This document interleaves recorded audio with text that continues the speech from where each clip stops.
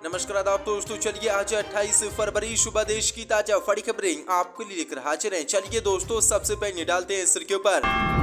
मेघालय और नागालैंड विधानसभा चुनाव का महा एग्जिट पोल आया सामने। दोनों ही राज्य में बीजेपी का हो रहा है सुपड़ा साफ। कांग्रेस और एनपीपी बना रही है अपनी सरकार। नवी मुंबई में लव जिहाद और लैंड जिहाद के खिलाफ हिंदू नेताओं की रैली। मुसलमानों का बहिष्कार करने का किया ऐलान, मुंबई पुलिस चुप। केजरीवाल ने किया सनसनीखेज दावा, कहा सिसोदिया की गिरफ्तारी के खिलाफ थे सीबीआई अफसर, मोदी सरकार के दबाव में करना पड़ा अरेस्ट। मल्लिकार्जुन खड़गे का मोदी सरकार पर हमला, कहा मोदी तेरी 56 इंच की छाती का क्या करें। कांग्रेस नेता उदित राज का बड़ा बयान, कहा देश को ठीक रखना है तो जरूरी है कि मोदी की राजनीतिक कब्र खोदी जाए। हिंदू महासभा ने मोदी सरकार से की बड़ी मांग, कहा नोटों पर महात्मा गांधी की जगह वीर सावरकर की तस्वीर लगाई मोदी सरकार।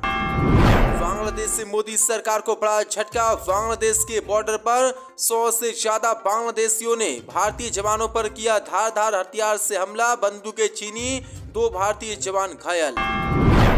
मनीष सिसोदिया की गिरफ्तारी को लेकर आम आदमी पार्टी ने देशव्यापी विरोध का किया ऐलान, अलर्ट पर आई दिल्ली पुलिस। दोस्तों, सभी खबरों को एक एक कर विस्तार से आपको बताने वाले हैं। वीडियो को दिल से लाइक कर चैनल को सब्सक्राइब जरूर कर लें। इसी के साथ से पहले बड़ी खबर निकल के शामिल। नागालैंड मेघालय विधानसभा चुनाव को लेकर गोदी मीडिया ने अपना एग्जिट पोल किया जारी। एक राज्य में बीजेपी की सरकार को बनते हुए दिखाया। जोर सा पदें नागालैंड और मेघालय में विधानसभा चुनाव संपन्न हो चुके हैं, जिसके नतीजे 2 मार्च को आने, लेकिन इससे पहले ही गोदी मीडिया ने अपना एग्जिट पोल जारी कर दिया है। नागालैंड में न्यूज 18 वोटर के एग्जिट पोल के मुताबिक बीजेपी को 60 विधानसभा सीटों में से 34 से 43 सीटें मिल सकती हैं। वहीं कांग्रेस से पार्टी को सिर्फ 1 से 3 सीट, वहीं एनपीएफ को 2 से 5 और अन्य के खाते में 0 से 1 सीट जा सकती है। वहीं गोदी मीडिया के मेघालय विधानसभा चुनाव के एग्जिट पोल की बात करें तो मेघालय में एनपीपी को 21 से 26 सीटें मिलती दिखाई गई हैं। वहीं बीजेपी को 6 से 11, कांग्रेस को 3 से 6, टीएमसी को 8 से 13 विधानसभा सीटें मिलने का अनुमान गोदी मीडिया ने लगाया। यानी कि कांग्रेस से पार्टी का दोनों ही राज्यों में पूरी तरीके से गोदी मीडिया ने अपने एग्जिट पोल में सुपड़ा साफ कर दिया है। नागालैंड में बीजेपी की पूर्ण बहुमत से सरकार बनते हुए दिखाया है, लेकिन अब 2 मार्च को देखना होगा किस पार्टी की नागालैंड और मेघालय में सरकार बनती है। इसी के साथ दूसरी बड़ी खबर निकाल के नवी मुंबई में लव जिहाद और लैंड जिहाद के खिलाफ हिंदू संगठनों ने निकाला मार्च, मुस्लिम समाज का बहिष्कार करने का किया ऐलान। जोर सा पदें लव जिहाद और लैंड जिहाद के विरोध में सकल हिंदू समाज ने रविवार को बांसी के ब्लू डायमंड चौक से नवी मुंबई तक मार्च निकाला। भगवा झंडों और लव जिहाद की निंदा करने वाले पोस्टरों के बीच नारेबाजी करने वाले प्रदर्शनकारियों ने बांसी के ब्लू डायमंड चौक से शिवाजी चौक तक लगभग 3 किलोमीटर तक मार्च किया। रैली में शामिल होने वाले बीजेपी के विधायक गणेश नायक, भाजपा नेता और भाजपा के अन्य कार्यकर्ताओं के साथ ही विश्व हिंदू परिषद और बजरंग दल जैसे हिंदू संगठनों के सदस्य शामिल थे।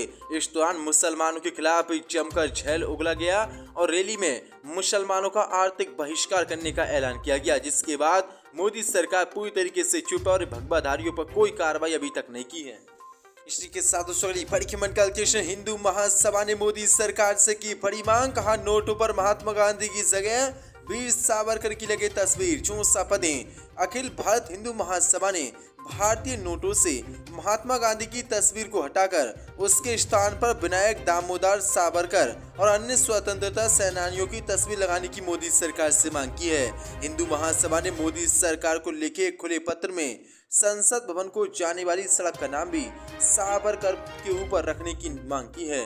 हिंदू महासभा के नेताओं ने कहा कि मोदी सरकार द्वारा स्वतंत्रता सेनानी और हिंदू महासभा के पूर्व अध्यक्ष सावरकर के प्रति ये सच्ची श्रद्धांजलि होगी। ये वही हिंदू महासभा है जो नाथूराम गोडसे की पूजा करती है, महात्मा गांधी के हत्यारों की। साथ बड़ी खबर के सामने अरविंद केजरीवाल का सनसनीखेज दावा, कहा सिसोदिया की गिरफ्तारी के खिलाफ थे सीबीआई के अधिकारी, मोदी सरकार के दबाव में करना पड़ा अरेस्ट। चौसा पदें दिल्ली के डिप्टी सीएम मनीष सिसोदिया की गिरफ्तारी के बीच सीएम अरविंद केजरीवाल ने सनसनीखेज दावा किया है।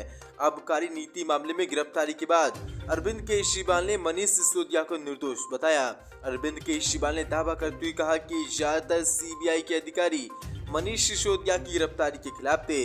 केजरीवाल ने कहा कि बिना किसी सबूत के भी सिसोदिया को गिरफ्तार करना पड़ा क्योंकि मोदी सरकार का सीबीआई के अधिकारियों पर दबाव था, इसलिए उन्होंने अपने आकाओं का आदेश माना। जो बड़ी अपडेट निकल के सामने, दरअसल मनीष सिसोदिया को कोर्ट ने सीबीआई की 5 दिन की कस्टडी में भेज दिया है। कृष्ण कांग्रेस नेता उदित राज का बड़ा बयान, कहा देश को ठीक रखना है तो जरूरी है कि पीएम मोदी की राजनीतिक कब्र खोदी जाए।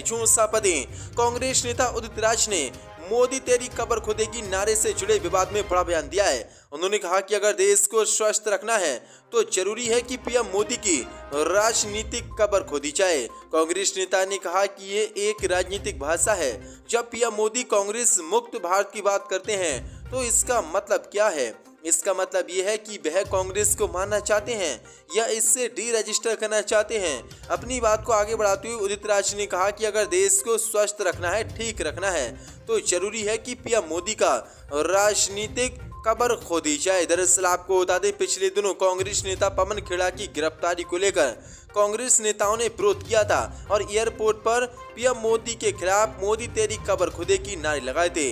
अब इसी को लेकर कांग्रेस नेता ने बड़ा बयान दिया और कहा है कि अगर देश को ठीक रखना है तो मोदी की राजनीतिक कब्र खोदनी होगी।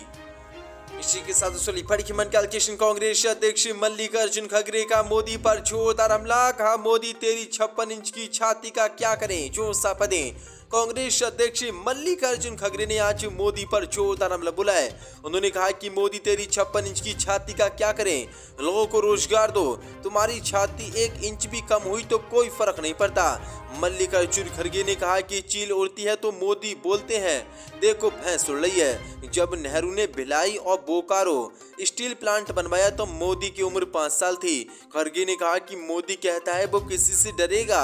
भाई तेरे मेरे जैसे लोग आए और चले गए, अगर उनके पीछे लाठी की शक्ति है तो हमारे पास वोट की ताकत है। मल्लिकार्जुन खड़गे ने कहा कि विदेशी एजेंट आप हैं, हम नहीं। क्या आजादी के आंदोलन में बीजेपी से कोई जेल में गया? प्रधानमंत्री मोदी बार बार कहते हैं कि 70 साल में कांग्रेस ने क्या किया। इसी के साथ कृष्ण भारत बांग्लादेश बॉर्डर पर भारतीय जवानों पर हमला, 100 से ज्यादा बांग्लादेशियों ने धारदार हथियारों से मारा, बंदूकें छीनी, 2 जवान गंभीर रूप से घायल। इंटरनेशनल बॉर्डर पर भारतीय किसानों की सुरक्षा में ड्यूटी कर रहे बीएसएफ जवानों पर बांग्लादेशी ग्रामीणों ने और बदमाशों ने हमला कर दिया। इस हमले में 2 जवान गंभीर रूप से घायल हो गए हैं, इनके सर पर चोट आई है। जवानों के हथियार भी छीन लिए गए हैं। घटना की सूचना मिलते ही सुरक्षाकर्मी मौके पर पहुंचे और दोनों घायल जवानों को नजदीकी अस्पताल में पहुंचाया है। बीएसएफ के मुताबिक घटना रविवार को बंगाल फ्रंटियर के बहरामपुर सेक्टर में बनी निर्मलचर पोस्ट 35 वाल्टियन के इलाके में हुई। बीएसएफ ने इस मामले को बॉर्डर गार्ड्स बांग्लादेश के सामने उठाया और फ्लैग मीटिंग बुलाई है ताकि बांग्लादेशी बदमाशों से जवानों के हथियार बरामद किए जा सके और ऐसी घटनाओं को रोका जा सके। जो बड़ी अपडेट निकल के सामने आ रही है, बांग्लादेश के 100 से ज्यादा लोगों ने धारदार हथियार से भारतीय जवानों पर हमला किया, बंदूकें भी छीन ली, 2 जवान इसमें बुरी तरीके से घायल हो गए हैं। इसी के साथ मनीष सिसोदिया की गिरफ्तारी को लेकर आम आदमी पार्टी के देशव्यापी विरोध का ऐलान, मोदी सरकार की बड़ी मुश्किलें, अलर्ट पर आई दिल्ली पुलिस।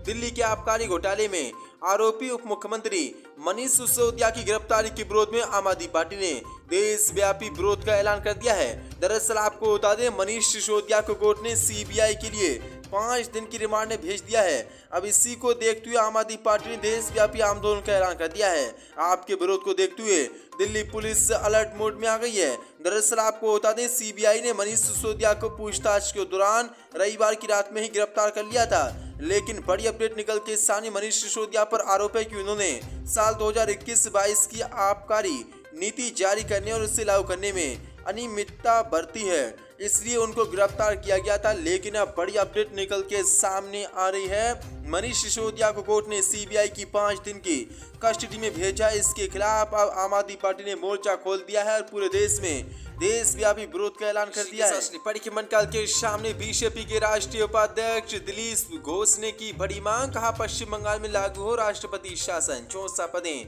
बिगड़ती कानून व्यवस्था को देखते हुए अब पश्चिम बंगाल में राष्ट्रपति शासन लगाने का सही समय है। ये केंद्रीय मंत्रियों के काफिलों को भी नहीं बख्शा जाता है। ये बात भाजपा के राष्ट्रीय उपाध्यक्ष और लोकसभा सदस्य दिलीप घोष ने कही है। उन्होंने केंद्रीय गृह मंत्री निश्चित प्रमाणिक के काफिले पर सत्तारूढ़ तृणमूल कांग्रेसी कार्यकर्ताओं द्वारा कथित तौर पर किए गए हमले का जिक्र करते हुए मीडिया कर्मियों से कहा है कि हमले में केंद्रीय मंत्री के निजी वाहन को ग्रसित कर दिया गया।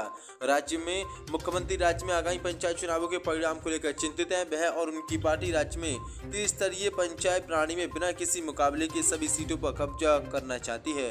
राज्य में कानून व्यवस्था की स्थिति और पुलिस प्रशासन की प्रभावशीलता तब समझ में आती है जब मंत्री के वाहन पर हमला होने पर पुलिस निष्क्रिय रहती है। इसलिए मुझे लगता है कि राज्य में धारा 356 लगाने का समय आ गया। उनके अनुसार मुख्यमंत्री अपनी पार्टी और प्रशासन पर अपनी पकड़ खोती दिख रही हैं, जो केंद्रीय मंत्री के काफिले पर हुए हालिया हमले से